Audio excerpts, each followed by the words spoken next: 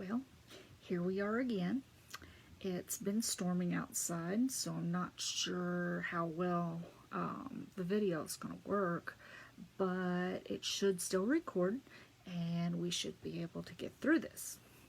Now, it's the constitutional class, as I've been teaching, and this is class 3.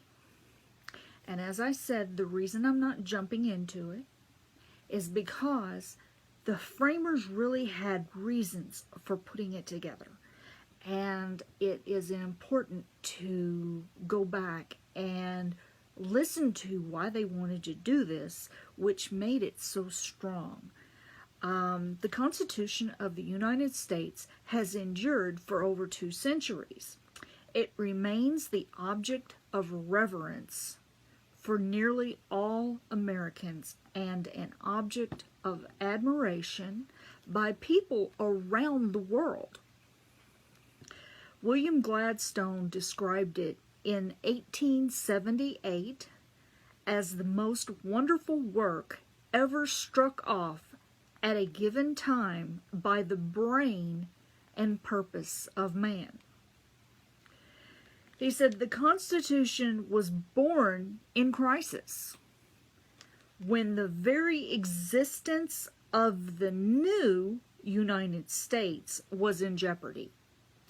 The framers understood the gravity of their task.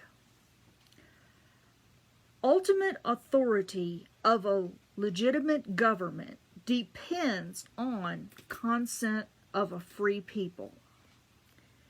As Thomas Jefferson had set forth the basic principle in his famous formulation, we hold these truths to be self-evident, that all men are created equal, that they are endowed by their Creator with certain unalienable rights, that among these, that life, liberty, and the pursuit of happiness, that to secure these rights, governments are instituted among men, deriving their just powers from the consent of the government.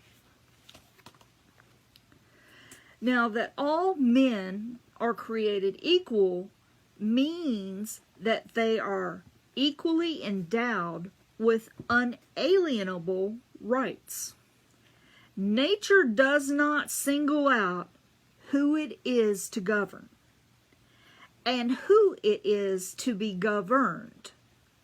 There is no divine right of kings.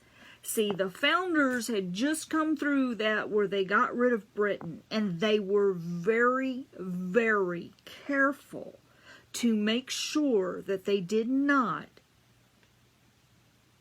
put together a monarchy and a kingship again, because they saw all the problems that that had caused and the reason that they had left England in the first place and didn't want to be under that type of government ever again.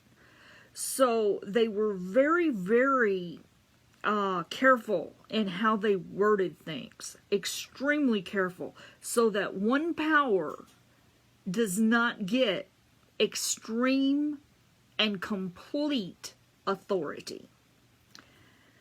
Now, the first fundamental element, the consent of the governed, stands in contrast to the will of the majority.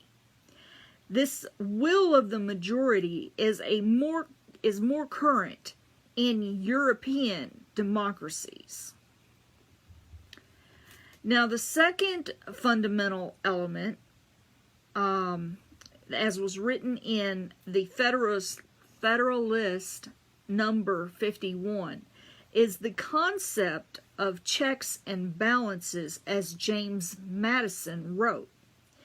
In framing a government which is to be administered by men over men, the great difficulty lies in this: You must first enable the government to control the governed, and in the next place, obligate it to control itself. A dependence on the people is no doubt the primary control of the government, but experience has taught mankind the necessity of auxiliary precautions. Now, there was something that I came across in the book that I had shown you at the first video, and I'm going to leave it kind of right there so this class may be short. I found this to be very informative, and if you've noticed, I try not to put any opinions in this. I don't want my opinions in this. I want to keep this as a class that if new people join us, that they can always go back to the beginning and look at all the classes that I have done. But it says a second fundamental element of the Constitution is the concept of checks and balances, as I said, that James Madison wrote in the Federalist 51. Now, I already read that first part, but it went on to say, these auxiliary precautions constitute the improved science of politics offered by the framers and form the basis of their Republican remedy for the diseases most incident to Republican government. That's in the Federalist number 10. What I really found interesting is it said, the diseases most incident to Republican government were basically two: democratic tyranny and democratic ineptitude. The first was the problem of majority faction, the abuse of minority or individual rights by an interested and overbearing majority. The second was the problem of making a democratic form of government efficient and effective. The goal was limited but energetic government. The constitutional object was, as the late constitutional scholar Herbert Storing said, a design of government with the powers to act and a structure to make it act wisely and responsibly.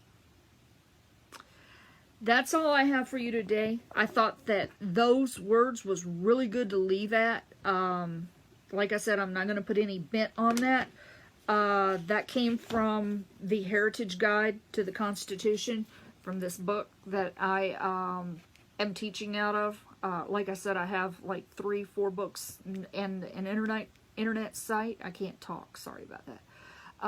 That I'm doing this from. But when I read that, I even read it to my son.